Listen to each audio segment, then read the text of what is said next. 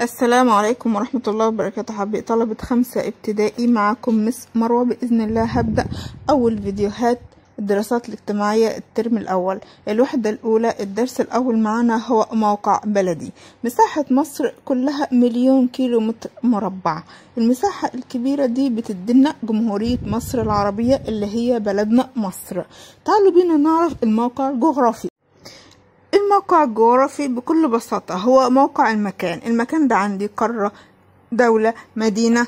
موقع بالنسبة لإيه؟ بالنسبة لليابس يعني الأرض اللي احنا بنمشي عليها، والماء اللي هي المحيطات، البحار، الأنهار، الخلجان. يبقى عندي الموقع الجغرافي هو موقع المكان بالنسبة لليابس والماء. المكان ده حواليه يابس ايه وحواليه مياه ايه، ويا ترى هل في مياه حواليه ولا لا، وهل هو تحيط به الأرض أو اليابس من كل الجهات ولا لا. الموقع الجغرافي لمصر. مصر بتقع في شمال شرق قارة إفريقيا، يعني بتتوسط قارات العالم القديم اللي هم إفريقيا وآسيا وأوروبا. يبقى هي مصر في منتصف العالم، يعني في نص قارات العالم القديم. كمان ايه، مصر بتطل على بحرين، عندي في الشمال البحر المتوسط وفي الشرق البحر الأحمر. يبقى إذا مصر بتحط بها ايه، المياه من الشمال اللي هو البحر المتوسط ومن الشرق اللي هو البحر الأحمر. أهمية الموقع الجغرافي لمصر عمل لها ايه يا ترى؟ سهل على مصر إنها تتصل بدول العالم التانية تجاريا وحضاريا، خاصة بعد ايه؟ بعد ما مصر افتتحت قناة السويس رسميا للملاحة. يبقى الموقع الجغرافي ده عمل ايه؟ سهل على مصر اتصالها بالعالم الخارجي في التجارة وفي الحضارة، تجاريا وحضاريا، خاصة بعد ايه؟ بعد ما مصر فتحت قناة السويس للملاحة الدولية. عندنا تاني حاجة مهمة لازم نعرفها، الموقع الفلكي. ايه هو الموقع؟ موقع المكان بالنسبة لخطوط الطول ودوائر العرض. خطوط الطول، طب ايه هي بقى خطوط الطول؟ هي أنصاف دوائر رأسية، يعني جاية من الشمال للجنوب. طيب وظيفتها ايه بقى خطوط الطول دي؟ بتوصل ما بين القطبين الشمالي والجنوبي. جاية عندي من الشمال، من القطب الايه الشمالي. طيب رايحة فين يا مس؟ رايحة للجنوب اللي هو القطب الجنوبي. خط الطول الرئيسي معانا هو ايه؟ خط جرينتش. وظيفته ايه؟ بيقسم الكرة الأرضية لنصين متساويين، يعني قد بعض بالظبط، أحدهم في ايه؟ في الشرق والتاني في الغرب. يبقى خط جرينتش هو خط الطول الرئيسي، بيقسم لنا الكرة الأرضية لنص شرقي ونص غربي. طيب هل يا ترى النصين دول ايه؟ قد بعض ولا مختلفين؟ لا، بيقسمهم لنصين ايه؟ متساويين، يعني قد بعض بالظبط. طيب ايه هي بقى دوائر العرض؟ هي عبارة عن دوائر افقية، يعني جاية من الشرق للغرب، جاية من ايه؟ من الناحية اليمين رايحة للناحية الشمال. بتترسم حوالين الكرة الأرضية، يعني اخده معانا كل الكرة الايه الأرضية، يعني بتحيط بكل الكرة الأرضية. الدوائر دي مش متساوية، يعني مش قد بعض، بتفضل تصغر تصغر تصغر معانا لحد ما تطلع فوق عند الايه، عند ايه؟ القطب الشمالي. بتظهر بتظهر بتظهر لحد ما بتوصل ايه؟ تحت عند القطب الجنوبي. طيب اكبر دائرة من دوائر العرض هي دائرة الاستواء، وهي دائرة العرض الايه الرئيسية، يعني الاساسية، ودرجتها 0. الدوائر دي زي ما قلنا بتصغر كل ما اتجهنا شمال دايرة الاستواء اللي هي الدايرة الأساسية معانا، وجنوب دايرة الاستواء. يبقى عندي دوائر العرض هي دوائر أفقية، بتيجي من ايه؟ من الشرق للغرب، من الناحية اليمين بتروح للناحية الشمال. وأكبر دايرة فيها هي دائرة الاستواء. طيب دوائر العرض دي بتعمل ايه؟ بتقسم الكرة الأرضية لنصين متساويين، واحد في الشمال والتاني في الجنوب. يبقى وظيفة دوائر العرض ايه؟ تقسيم الكرة الأرضية لنصين متساويين بالظبط قد بعض، مفيش نص أكبر من التاني، نص شمالي ونص جنوبي.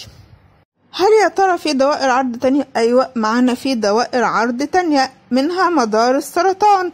هو دايرة عرض بتقع عند ايه؟ درجة 23.5 شمالا، شمال دايرة الاستواء. معانا ايه كمان؟ مدار الجدي، هو دايرة عرض بتقع عند 23.5 ايه؟ درجة جنوب، يعني جنوب دايرة الاستواء. طيب هل لخطوط الطول أهمية؟ لخطوط الطول أهمية، ولدوائر العرض أهمية. تعالوا بينا أول حاجة نعرف أهمية خطوط الطول دي.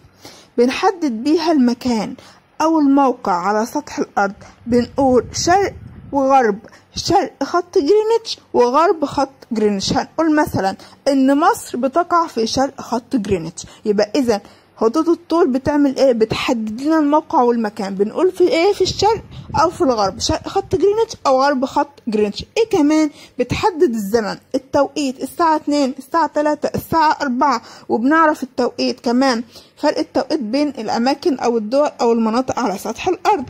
يعني مثلا بين مصر والسعودية ساعة، الفرق او التوقيت ده عرفناه من خلال خطوط الطول. طيب لدوائر العرض أهمية كبيرة، بنعرف منها المكان شمال وجنوب، بنقول شمال دايرة الاستواء أو جنوب دايرة الاستواء. كمان ايه؟ دوائر العرض بتعرف لنا أحوال المناخ، بتعرف لنا درجة الحرارة، نشاط الرياح، الأمطار. يبقى دوائر العرض بتحدد المكان شمال أو جنوب دائرة الاستواء. كمان ايه؟ بتعرف لنا أحوال المناخ من حيث الحرارة، الرياح، الأمطار. خطوط الطول ودوائر العرض بيتشابهوا في ايه؟ في انهم خطوط وهمية، يعني خطوط مش حقيقية. يعني ايه؟ مش واقعية، يعني مش موجودة على الارض واحنا ماشيين كده هل بنشوفهم؟ لا طبعا، لانهم خطوط ايه؟ وهمية. يعني العلماء رسموها على خرائط ومجسمات الكرة الارضية، يبقى اذا هم خطوط ايه؟ وهمية. الاتنين دول اللي هم خطوط الطول ودوائر العرض الاتنين بيتشابهوا في انهم خطوط وهمية، العلماء رسموهم لينا على الخرائط ومجسمات الكرة الارضية. طب يا ترى العلماء رسموا لينا خطوط الطول ودوائر العرض ليه؟ عشان يحددوا بيها المكان بدقة. المكان أي مكان على سطح الأرض نقدر نحدده باستخدام خطوط الطول ودوائر العرض. في حاجة مهمة يا مس لازم نعرفها، ايه هي؟ ان الشمس بتبدأ تشرق على الأماكن اللي في شرق خط جرينتش، يعني اللي في شرق الكرة الأرضية، قبل ما بتشرق على الأماكن أو المناطق اللي في غرب خط جرينتش. طيب ليه الشمس بتشرق في شرق الكرة الأرضية قبل غرب الكرة الأرضية؟ لأن الأرض بتدور حوالين نفسها قدام الشمس، من الغرب للشرق بتيجي، من الشمال بتروح لليمين، بتلف كده ايه؟ العكس، من الغرب للشرق مرة كل 24 ساعة. الدورة دي اللي هي بتلفها الكرة الأرضية حوالين نفسها بنسميها الدورة اليومية، لأنها كل 24 ساعة. فرق التوقيت بين كل خط طول والتاني 4 دقايق، كل خط طول والتاني في ما بينهم فرق هو ايه؟ 4 دقايق. دلوقتي عايزين نعرف الفرق بين توقيت لندن وتوقيت الاسكندرية. لندن بتقع على خط جرينتش، يعني ايه درجتها؟ ايه؟ 0. عندهم دلوقتي الساعة 10 الصبح. طب يا ترى دلوقتي عايزين نعرف اسكندرية فيها الساعة كام؟ اسكندرية بتقع على خط طول 30. اذا الفرق بين خط الطول اللي عليه لندن والخط الطول اللي عليه اسكندرية، خط الطول اسكندرية كام؟ 30. هننقص منه الدرجة اللي عليها لندن اللي هي 0، اذا هيطلع عندي 30 خط طول. طيب هنعمل ايه بعد كده؟ هناخد ال30 خط طول هنضربهم في ال4 دقايق الفرق اللي هما ما بين كل خط ايه طول والتاني، هيطلع عندي 120 دقيقة.